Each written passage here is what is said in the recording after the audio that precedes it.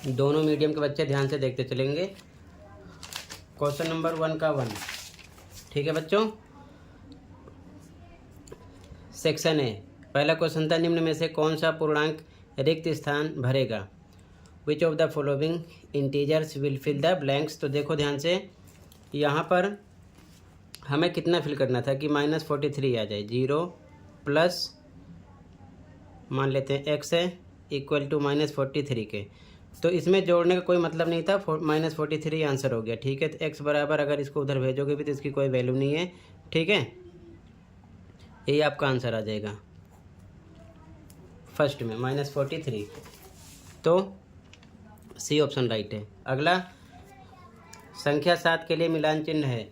The tally marks for number 7 is. तो देखो, morning shift वाले पेपर में लास्ट सेशन के भी समझाया था। 1 2 3 4 ये हो गया 5। अगला 6 7 ये कंडीशन होगी, तो यहाँ पर है डी राइट है। ठीक है, अगला, दी गई आकृति में कितने कोण हैं? How many angles are there in the given shape. तो देखो ध्यान से, 1 2 3 4 5 सी आ गया। ठीक है, सी। अगला,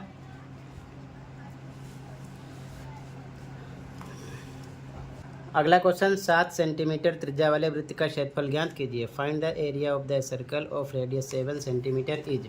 तो आपको पता होना चाहिए कि वृत्त का क्षेत्रफल यानी एरिया ऑफ सर्कल क्या होता है? वृत्त का क्षेत्रफल फॉर्मूला πr² होता है। तो पाई का मान 22/7 होता है। आर आपको पता है कितना है, 7 स्क्वायर है, डबल टाइम रख सकते हैं। 7 से 7 कट गया, 22 का 7 से मल्टीप्लाई करो, 7 दूना 14, 7 दूना 14 1 15। ठीक है ना, सेंटीमीटर स्क्वायर 154 आ गया। तो यहाँ पर आपका डी ऑप्शन हो गया था। ठीक है, अगला, अंग्रेजी वर्णमाला के निम्नलिखित अक्षरों में से किस अक्षर में ऊर्ध्वाधर और क्षैतिज दर्पण दोनों के अनुदिश परावर्तन सम्मित हैं? तो यहाँ पर ए ऑप्शन था एक्स, ऐसी कंडीशन होगी। ठीक है, बाकी तीनों रॉन्ग थे। अगला, किसी भी पूर्णांक जो कि ए 0 के बराबर नहीं है के लिए 0 में अगर हम ए से डिवाइड करेंगे तो क्या होगा? फॉर एनी इंटीजर्स यहाँ पर बताया गया है। तो यहाँ पर अगर हम किसी भी नंबर में 0 से डिवाइड करेंगे, तो अगर हम किसी भी नंबर में 0 से डिवाइड करें या फिर 0 में डिवाइड करें, ठीक है, तो वो नंबर क्या हो जाएगा? 0। ठीक है, तो यहाँ पर 0 आता, डी हो गया। ठीक है, आगे, निम्नलिखित में से कौन सा पूर्णांक उसके पूरक कोण के बराबर है? Which of the following angle is equal to its complement. तो 2 की वैल्यू 90 होती है। ठीक है, अगर हम x प्लस x इक्वल करेंगे 90 के तो हो जाएगा 2x इक्वल टू 90 के। तो x आपको मिलेगा 90/2 यानी कि 45। ठीक है, 45 ये भी होगा, 45 ये भी होगा। ठीक है, तो यहाँ पर आपका आंसर कौन सा था? सी। ठीक है, अगला, एक वृत्ताकार क्षेत्र के चारों ओर की दूरी कहलाती है। The distance around a circle region is known as its. तो यहाँ पर देखो, ये इस प्रकार ये क्या हो जाएगा? टोटल वृत्त की परिधि बन जाएगी, चारों ओर की दूरी। तो यहाँ पर ए ऑप्शन हो जाएगा सरकमफरेंस। ठीक है, अगला, निम्नलिखित में से कौन सा कथन सत्य है? -5 ये बड़ा है किससे? -7 से, यही सत्य है। ठीक है, क्लियर है, बाकी तीनों रॉन्ग हैं। अगला, एक रेखा के कितने अंत बिंदु होते हैं? How many and points does a line have. तो वो रेखा जो होती है बच्चों दोनों तरफ बढ़ती जाती है। ठीक है, तो कोई एंड पॉइंट नहीं होता, यानी कि 0 आएगा, ए ऑप्शन। अगला, वृत्त के क्षेत्रफल का अर्धवृत्त के क्षेत्रफल से अनुपात होता है। The ratio of area of circle to the area of semi circle.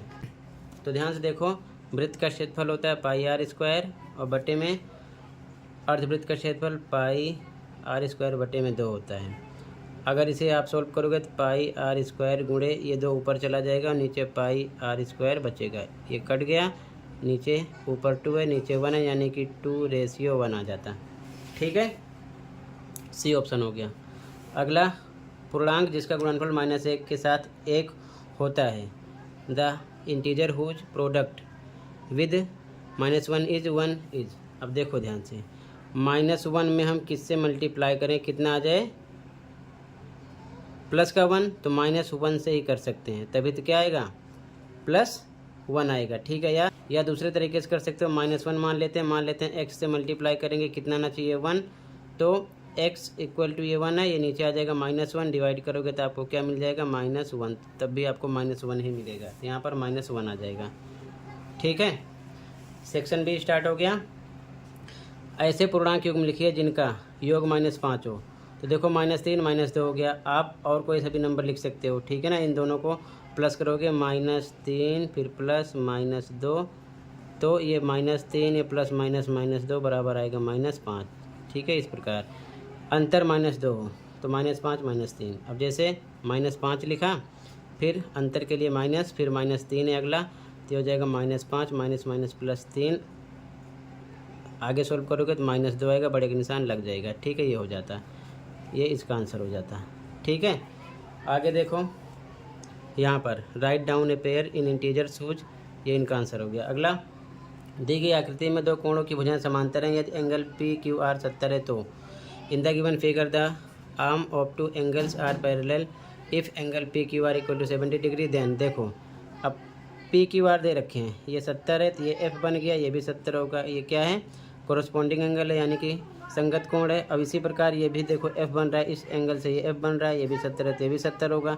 ठीक है, तो मतलब ये भी आपका 70 आ जाता है, ये भी 70 आ जाता है, रीजन लिख देते कोरस्पॉन्डिंग एंगल यानी कि संगत कोण। ठीक है, ये दोनों में 70 आ जाता है। क्लियर है, आगे देखो यहाँ पर आपको समझना है, दी गई आकृति में त्रिभुज ABC ए पर समकोण है, ए पर समकोण है, ये समकोण है। ठीक है, तो ये बेस हो गया, ये हो गया ऊंचाई। तो सबसे पहले AB 8 दे रखे हैं, ठीक है, BC 17 है, ये पूरा 17 है। AC कितना है आपका, AC देखो A से लेकर C तक 15 है, 15 दे रखे। सॉल्यूशन देखो बच्चों, तो सबसे पहले हमें निकालना त्रिभुज ABC का क्षेत्रफल। ठीक है, यानी find the area of triangle ABC, तो यहाँ लिखेंगे एरिया, पहले निकालेंगे एरिया।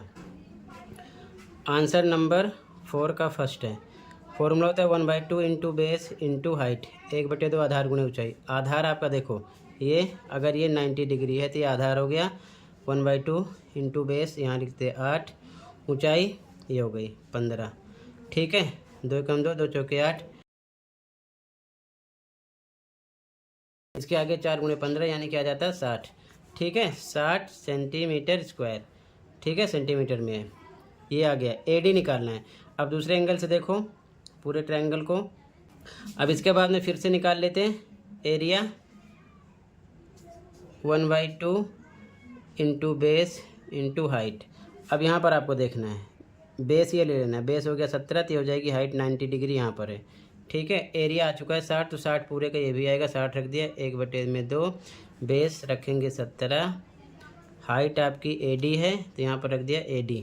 ठीक है, सॉल्व करेंगे तो ये इधर आएगा, मल्टीप्लाई के साथ हो जाएगा, 60 × 2 बराबर इधर बचा 17 × AD, तो 120 आ गया बराबर 17 × AD के, तो 17 डिवाइड में आ जाता।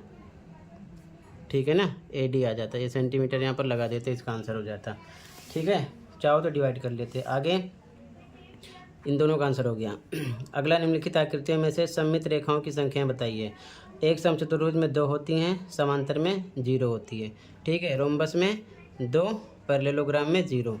अगला व्युत्क्रम लिखना था, योज्य व्युत्क्रम यानी कि एडिटिव इनवर्स। तो यहाँ पर देखो प्लस का 23 है, -23 हो जाता, माइनस में 39 है, प्लस में 39 हो जाता है, ये आंसर है। निशान बदल के लिख देना था।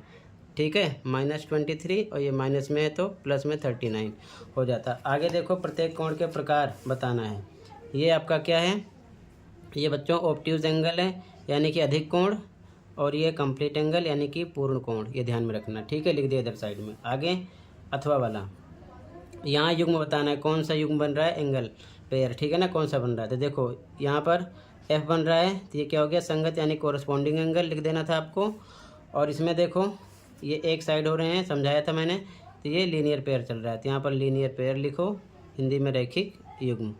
ठीक है, यहाँ पर लीनियर पेयर और यहाँ पर कोरस्पॉन्डिंग एंगल। ठीक है, लिखना था आपको। क्लियर है, तो टोटल मैंने इतना डिस्कस कर दिया, अच्छे से प्रैक्टिस कर लो। ओके।